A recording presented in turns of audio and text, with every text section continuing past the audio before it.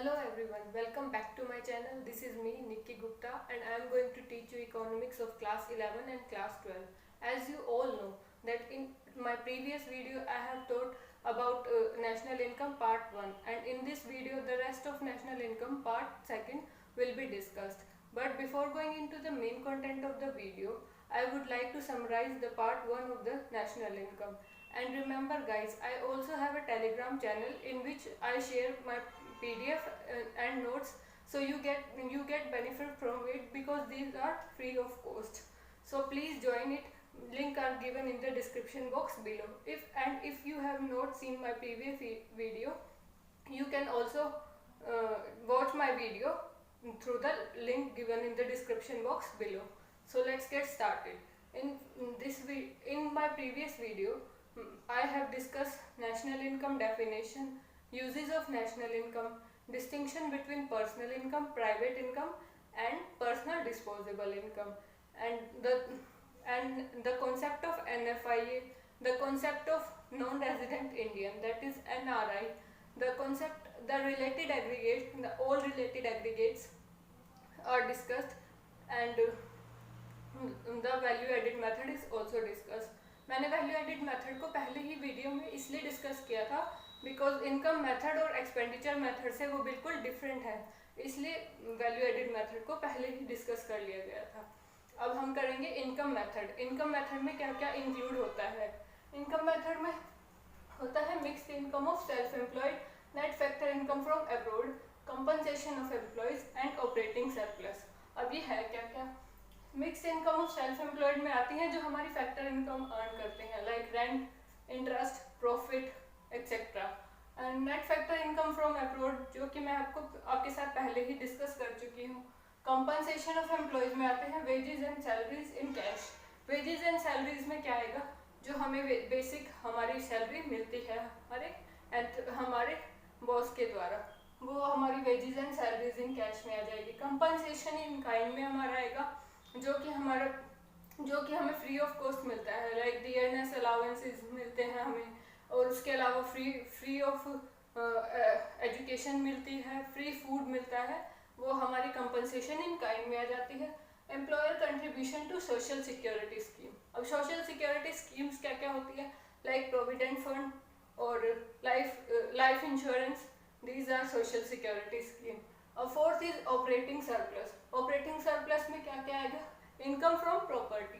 Income from property में आएगा rent, interest, royalty. अब रेंट तो हम सबको पता है क्या होता है, इंटरेस्ट होता है जो कैपिटल के बदले में हमें मिलता है. रॉयल्टी क्या होती है, रॉयल्टी एक ऐसा वो है जो कि हमें थर्ड पार्टी के द्वारा मिलता है, प्रोवाइड किया जाता है. थर्ड पार्टी से प्रोवाइड कैसे करती है, in the form of patent right. Like हमारी जो हम कुछ न्यू टेक्निक को फॉर्म करते हैं तो उसके बदले में हमें रॉयल्टी मिलती है, या फिर हम कोई बुक लिखते हैं उसके बदले में थर्ड पार्टी से हमें रॉयल्टी मिलती है.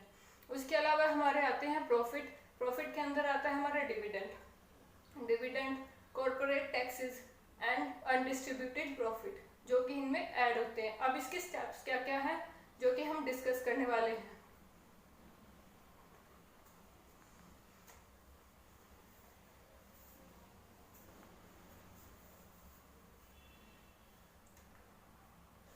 Now what are the steps of national income.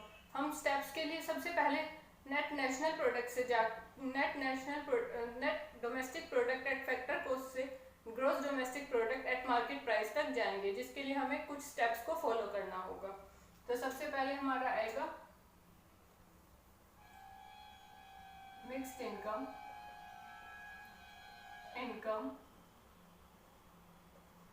Second step हमारा है कंपनसेशन ऑफ एम्प्लॉयज. थर्ड है हमारा ऑपरेटिंग सरप्लस.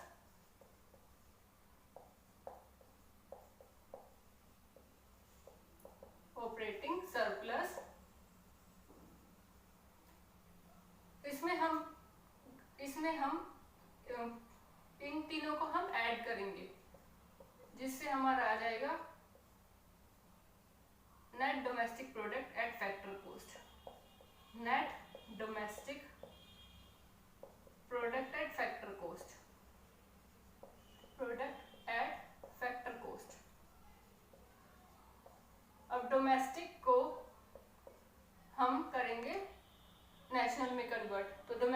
इंटरनेशनल में कन्वर्ट करने के लिए हमें NFIA that is net factor income from abroad को हमें प्लस करना होगा। Net factor income from abroad should be added so that हमारा आ जाएगा net national product at factor cost, product at factor cost। उसके बाद हम नेट नेशनल से ग्रोस में आने के लिए हमें क्या करना होगा, नेट इनडायरेक्ट टैक्सेस को प्लस करना होगा, plus net indirect tax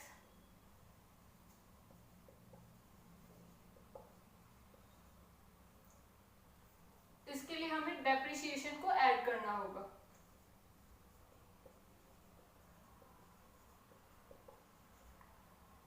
net national product से ग्रोस में आने के लिए हम now it's gross national product at factor cost, product at factor cost. Now convert the factor cost to market price. Factor cost से market price में convert करने के लिए हमें नेट इनडायरेक्ट टैक्सेस को ऐड करना होगा, इनडायरेक्ट टैक्सेस। सो हमारा आ जाएगा GDP eight MP।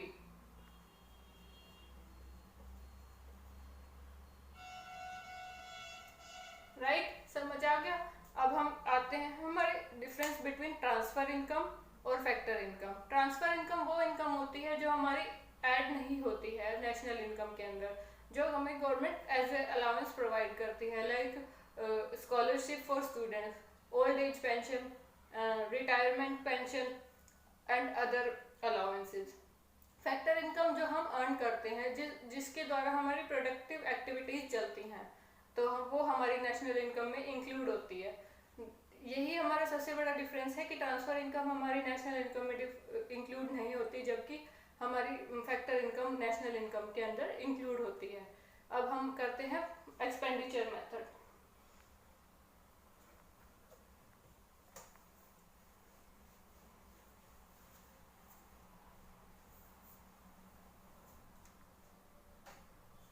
Expenditure method के अंदर हमारा क्या आएगा,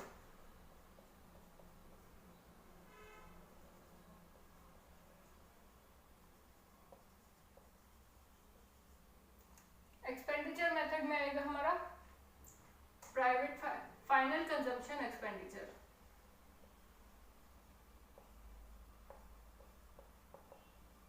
expenditure plus final consumption expenditure plus net exports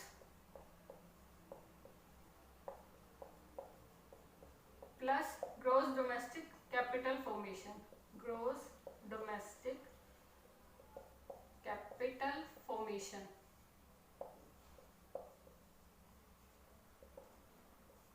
GDFC। Now what are the steps included in expenditure method?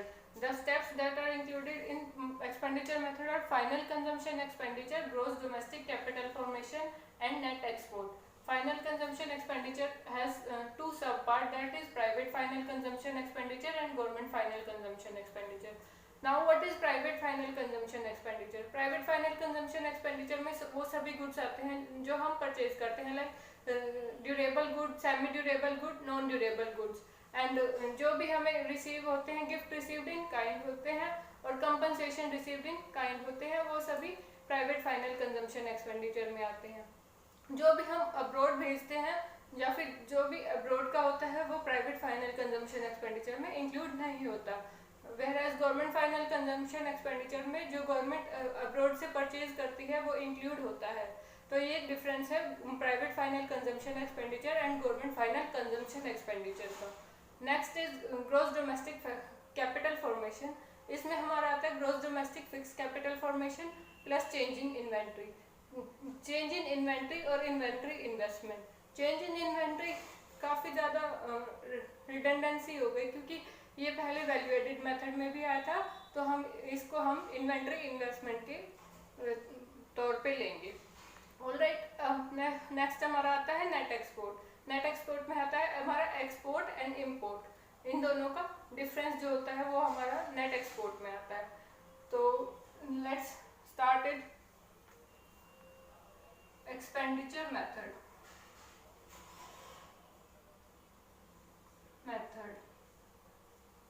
Steps of expenditure method. Expenditure method में आएगा हमारा first is private final consumption expenditure, final consumption expenditure,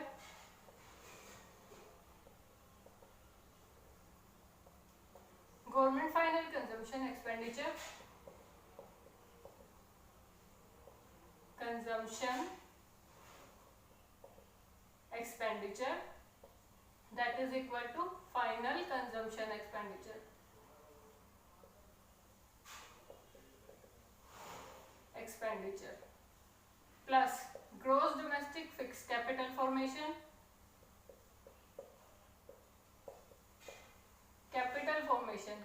gross domestic capital formation में आएगा gross domestic fixed capital formation and change in inventory. Gross domestic fixed capital formation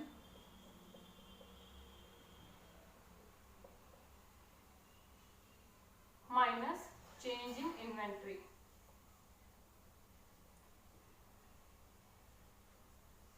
Change in inventory or inventory investment. Inventory investment. Next है हमारा net export.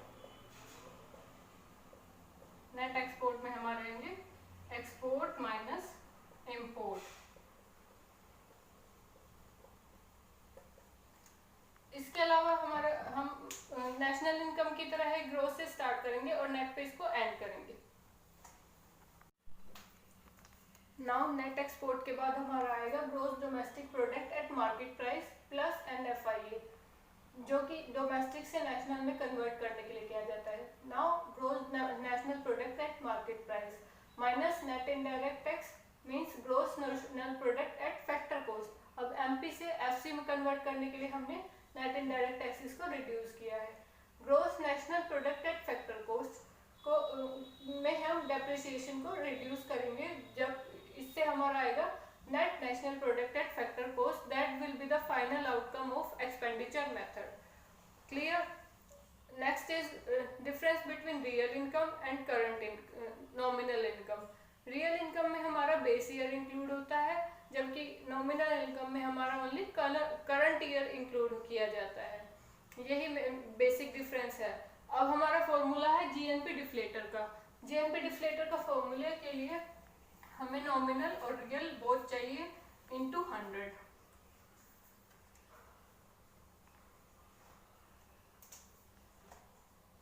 GNP deflator